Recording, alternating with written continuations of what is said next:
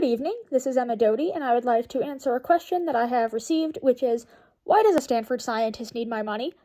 And the answer is that MECFS funding is extremely underfunded relative to how many people have it, and I've included a graph explaining that below, and a lot of that has to do with old stigmas that in the 80s, when it was really first recognized in the US, it was considered hysteria, basically. It was derided with the term yuppie flu.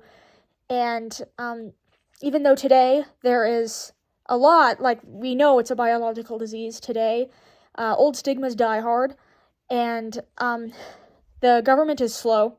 So even though they now recognize, it's a biological disease, their, funding is lagging. I've also included an excerpt from Health Rising explaining how Ron Davis has had an extremely successful career at the NIH, but since he started studying MECFS, he's had a much harder time getting grants, which is where the Open Medicine Foundation steps in. Because MECFS patients can't wait for the government to catch up, and now that we're seeing a significant subset of people with, let's call it long 2020 disease, because the algorithm hates the C word, and I'm not talking about cancer. Since a significant subset of people who are developing long 2020 disease are meeting the diagnostic criteria for MECFS, this is just more urgent than ever.